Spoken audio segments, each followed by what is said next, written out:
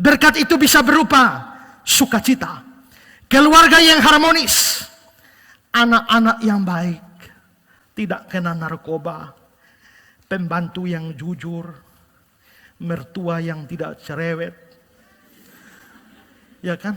Menantu yang sayang, sahabat yang tidak tikam dari belakang, pacar yang pengertian, disuruh antar tidak ngomel, melayani dengan baik.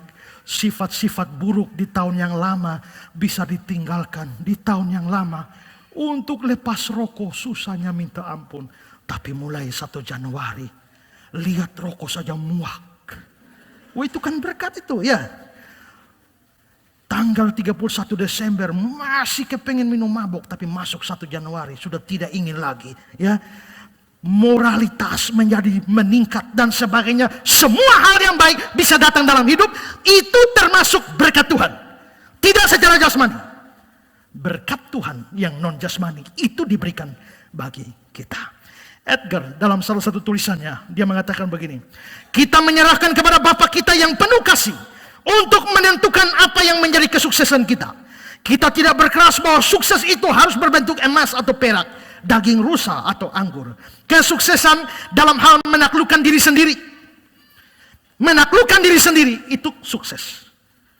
Orang bikin emosi kita, rasanya mau tumbuk balik, tapi kuasai diri. Itu sukses.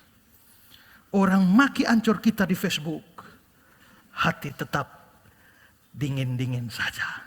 Oh, itu sukses. Bisa menahan diri. Kalau saya tidak menahan diri, orang maki banyak saya di Facebook, saya maki balik itu. Ya, tapi sekarang orang maki saya pun saya bisa tidur dengan tenang. Makilah sepuas-puasnya, tidak ada efek bagi saya.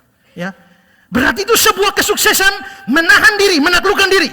Sukses sebagai seorang yang melayani masyarakat, sukses dalam melayani generasi kita oleh kehendak Allah sebelum kita mati. Itu jauh lebih baik daripada sukses sebuah pasukan yang menaklukkan wilayah orang lain, yang dielu-elukan karena menang perang dan semuanya dicapai dengan darah. Kita lebih daripada pemenang pahlawan. Kalau kita bisa menaklukkan diri kita, itu berkat. Edgar melanjutkan soal berkat jasmani. Dan jelas bahwa semua ini, maksudnya berkat-berkat jasmani, hanya merupakan tipe dari sukses yang tetap menanti umat Allah yang taat. Tentu kesuksesan sementara bukanlah sebuah bentuk kesuksesan yang diinginkan atau diberikan sekarang. Banyak dari umat Allah akan terus miskin, tapi bagaimanapun mereka sukses dalam hidup pada waktu mereka mempunyai kasih karunia untuk menunjukkan roh yang puas di tengah sumber-sumber mereka yang terbatas. Sumber keuangan terbatas, tapi punya kemampuan puas. Itu berkat. Itu sukses. Mereka sukses dalam mendemonstrasikan bahwa Allah itu serba mencukupi dan merupakan kesaksian terbaik bagi kenyataan dalam agama di hadapan manusia. Pada waktu orang-orang kudus bisa bernyanyi bersama Habakuk, sekalipun pohon ara tidak berbuah, pohon anggur tidak berbunga, namun aku akan bersorak-sorai.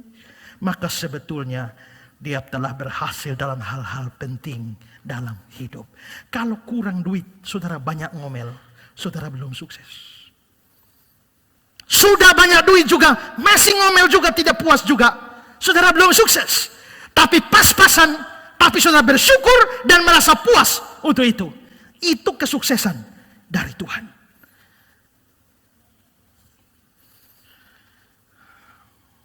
Beberapa bulan lalu mobil saya rusak.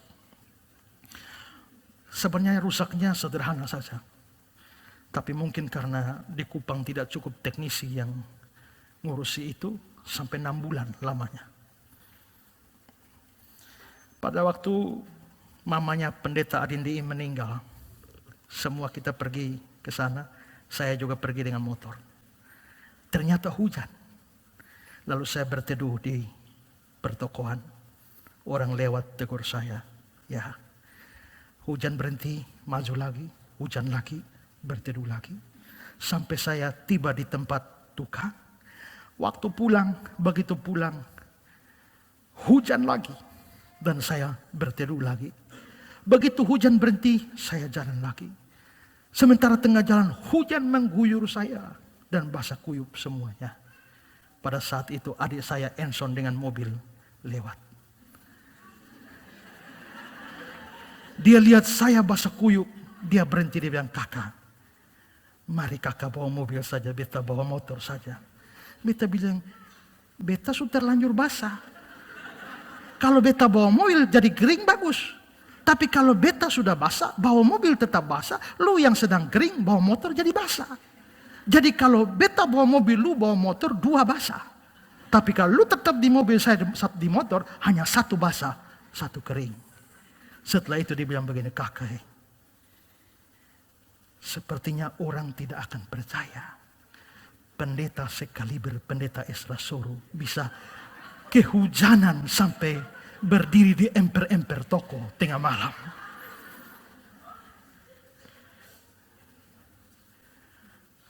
Tapi apakah saya merasa terhina dengan itu? Tidak. Saya menikmatinya karena sudah lama tidak mandi hujan. Saya terakhir mandi hujan SMP.